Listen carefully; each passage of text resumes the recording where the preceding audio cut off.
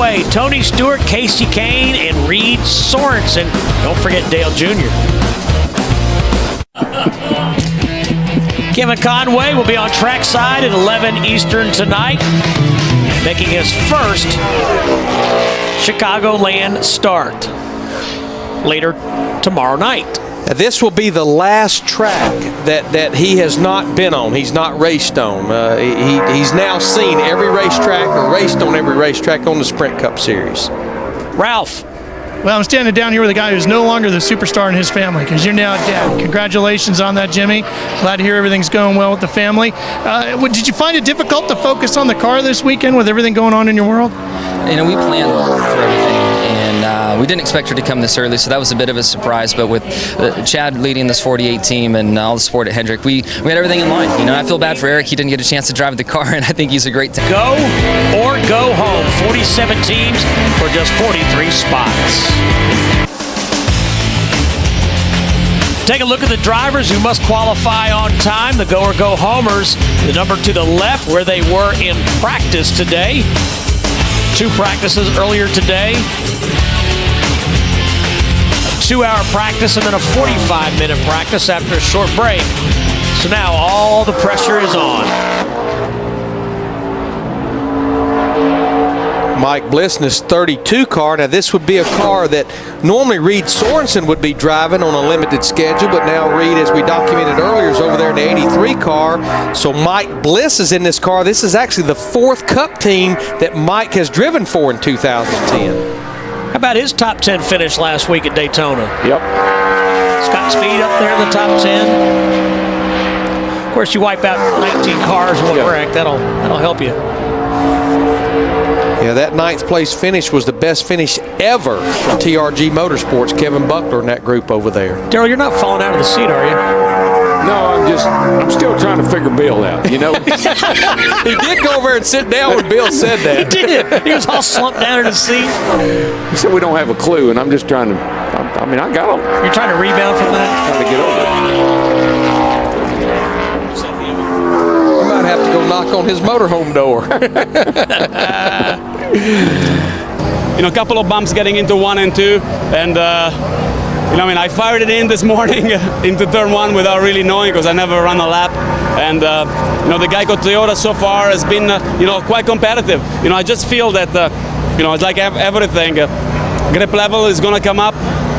How much, you don't know, and I leave it all my faith into Booty and my Geico guys to just give me what I need, and I just go out and I do my job. That is driving 100% with confidence and you know, being aggressive, but not too much. Daryl, there's a driver that believes in his crew chief. Yeah, I like that. He believes in Booty, and he needs to get, you know, just give it all he's got, but not too much. That's all good stuff. Yeah, I've actually talked to Max. 100%, not 110. Exactly. That's a little too much sometimes. It sounds like a T-shirt or a country western song. I believe in Booty. Booty Barker is crew chief over there. I just believe that lap by Travis Quapple, 30-11. I would not feel good about that lap right there. Certainly, I think we'll see all these go or go home cars run a second lap, unless they cut a lap late in this session that locks them in. Just a reminder, 4 drivers will not make the field for the LifeLock.com 400 tomorrow night. By the way, final race on TNT. You guys have done a great job, Larry. It's been. I love these 6 races. You know, it's co-finishes. It's fun. I've really enjoyed the role that I play with those guys. Really hard to believe. I know we just wrapped up our 10th year of NASCAR on Fox, and with the new package that we have, this will be ending up our 4th year of NASCAR on TNT. The way it's set up right now. But we do not go away, do we, Steve Burns? And Daryl's going to join us along the way in his final 17. I'm jealous. I just got jealous. Y'all play all the time. And yeah, we do. I get tired of watching y'all on TV, so I had to come and be on with you. I don't get tired of watching. Don't misunderstand. I like y'all being on TV. You get tired. I'm just not tired of not being here with you. You're tired of not having the fun. That's right. We were just about to take that statement like you took Bill's statement. I'm going to slump down. Mike Michael McDowell did a great job of making tonight's Nationwide Series race. He's going to start that race in the 15th position in a car that he did not get a lot of practice. They spent most of their time changing the engine, and this car did not get in the race at Daytona because of an owner point situation, and he's got a little work to do, I think, after that first lap. He's the slowest of the go-or-go-homers. Here, it's just one more thing about Bill. He won't let it go, will he? I got a clue. Friday's ruined my career. It didn't have anything to do with Saturday or Sunday. It was all about Friday. Qualifying day. 30-15. Michael McDowell on his first lap. Let's see if he picks up. No. Slows down. And we'll see if Jamie McMurray can hang on for his third pole of the year. That's Todd Bodine aboard the 64. He'll be followed by J.J. Yaley, Bill Elliott, who says DW doesn't have a clue, David Stribby, Joe Nemechek, Bobby Labonte in the 09, Max Pappas, Casey Mears, and Dave Blaney. Now, the interesting situation on this 64 car, Tony Raines actually made some laps in this race car. Todd Bodine is qualifying. Todd sat on the pole here the first race we were here in 2001, but Todd has to make his way to Iowa for practice and qualifying for that truck race on Sunday. If he does not get back here, which it's doubtful he will, Tony Raines will race his 64 car. Todd will definitely run the Brickyard 400 in a couple of weeks or attempt to qualify this 64 car. I had to pick it up quite a bit, Larry. That's a 30-44. That's only Conway slower than he is. And unlike Kevin Conway, who's locked in, Todd's going to have to pick it up. Yeah, I'm feeling a lot better about that 30.05 by Bliss, maybe even that 30.11 by Quapple, but I don't think I feel very good about those laps by Todd Bodine. He actually slows down his fast lap of 30.40. Let's go back to Ralph Shaheen. And down here talking with Travis Quapple a little bit about the tension you go through watching this thing. How tough is it for you? It's horrible. This is the most nerve-wracking thing we go through as race car drivers, being outside the top 35, trying to get our cars in the show. And it was okay. I mean, it's probably about as best as we could do. It's a good pickup from practice. It's just one of them deals. There's probably 5 or 6 of us guys that are so close in lap time from practice. It's just who hits it and who slips a little bit is going to be the difference. But proud of my guys. Front Row Motorsports doing a great job, really working hard, and not a bad lap for a Long John Silver's 4. Just hopefully it's a good enough. All right, good luck with it. Ralph, top 30 drivers separated by half a second. Fast lap by Jamie McMurray at 29.42. Matt Kenseth at 29.97, 30th. And you're in such a dilemma when you're in this situation. You go out, you want to do the very best job you can do, but then you overdrive a corner because you're trying too hard. So then you back it up a little bit, and then you underdrive the corner, and it just really is nerve-wracking, these Friday sessions when you got to get in on time. J.J. Yaley just barely beats actually Todd Bodine at 30.33. You see the little green stripe there on the tracker right now. That represents that time by Mike Bliss in that 32 car. JJ's done a great job of qualifying this car. He really has. Let's see. He's going to have to sit and wait for a few cars because that's going to be awfully borderline. Loses just a little bit of time. So right now he's 38th. And that will lock Mike Bliss in that 32 car into the show for tomorrow.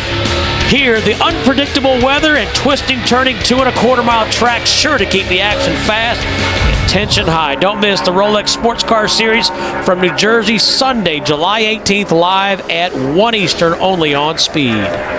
Larry, I think that time by Bill Elliott would be a bit of a good news for Bobby Labonte. Bobby would have the first option to have the champion's provisional because he's the most recent champion. Yeah. But now the Bill's locked in. That kind of takes pressure off of Bobby and also off of Bill. So good news for both of them. Yeah.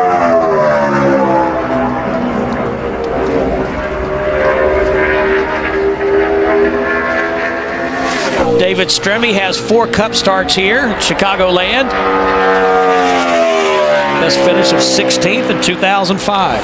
You know, his owner, Bill Jenkins, has done a really nice job of bringing some sponsorship onto this car. They basically had blank quarter panels at the beginning of the year. He brought the air guard in, and then a sponsor he brought in most recently is that GTW. It's kind of a new level of GPS that's out there. Final 5 coming up here on Speed from Chicagoland. Speed's presentation of NASCAR Sprint Cup qualifying from Chicago is presented by Subway Restaurants. So many $5 foot-long subs to choose from. Enjoy amazing value at Subway all day, every day. And brought to you in part by Kills Primers. Kills, the perfect start to a great finish. And by Sprint, the Now Network.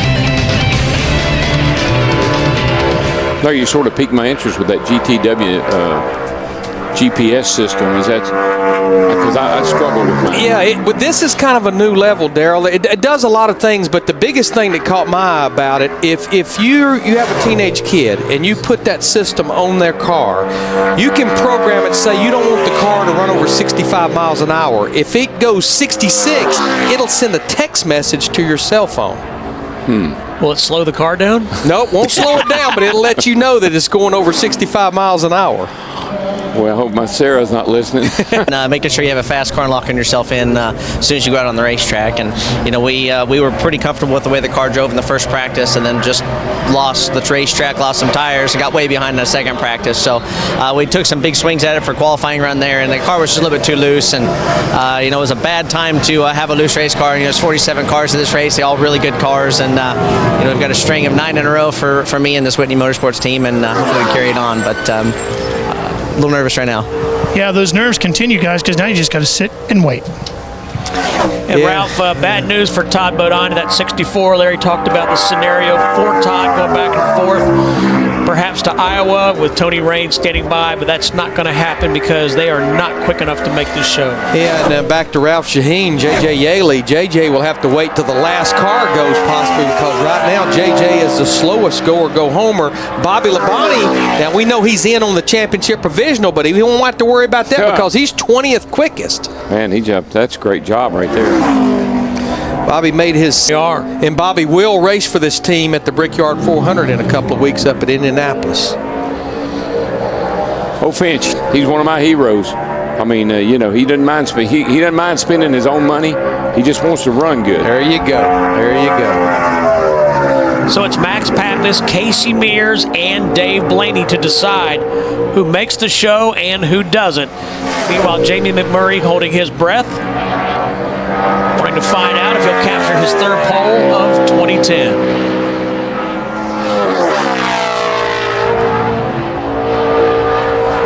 Pretty nice corner right there by Max. Got in there good, right on the bottom. Car looked like it was pretty stable. Tracker looks good too, Daryl. All you want to be is to the left of that green stripe, and he's in good shape if he just floats it into 3 and 4, gets back to that gas. Looks like to me he did a nice job of not overdriving 3 and 4. Exactly. He got out of the gas a little early, and it's going to be fine. He's way over to the left of the green arrow. Good job. That'll send J.J. Yaley home. I think that's the first race that J.J. Yaley has missed since he started driving that car. He said it was 9 in a row, I think, he had made in that car, which has been phenomenal. Pappas, 29.94, 180.331 miles per hour. You know, talking about Indianapolis in a couple of weeks at the Brickyard 400, as I walk through the garage area and talk to a lot of the go-homers, the anticipation is it'll pretty much be these 47 teams that's here that will be there in a couple of weeks to try to qualify. Casey Mears driving for Tommy Baldwin. Steve Park had a great run in that car. We found out on NASCAR Race Hub that Steve Park might run a couple more races in a second car for Tommy Baldwin this year. That was a great run. For Tommy needed it, Steve Park needed it, everybody involved with that program needed it. Ran a Richie Evans paint scheme. Yeah, Casey Mears, I think, is going to run most of the rest of the races for this 36 team. I think Tommy was telling me Ron Fellows will drive this car at Watkins Glen, the other road course race that we have left. And if Casey can get off turn 4, no doubt this 36 car will race. Casey actually has a Nationwide Series pole, a Nationwide Series win, and a Cup pole here. You know, if you can just get a break like they got last week at Daytona, if you can just get a little reserve, you know, a little cash. Michael McDowell in the 55 out. So it's down to Dave Blaney and Travis Quapple who will get this last spot. Here's Dave in his 66 car. Usually a pretty good qualifier, Dave is in his car. He's usually, I've seen him qualify in the top 5 with this car. Go back over in Bristol, he was like 3rd quick. So this, usually a pretty good little car. Blaney has 9 starts here. In fact, he's got 3 top 10 qualifying efforts. And I've said this before, and I think it bears repeating. If you see sponsorship on the quarter panel of most of these go-or-go-home cars, they're probably going to race. If you see a car out there that's a go-or-go-homer with nothing on the quarter panel, they're probably not going to race all day long.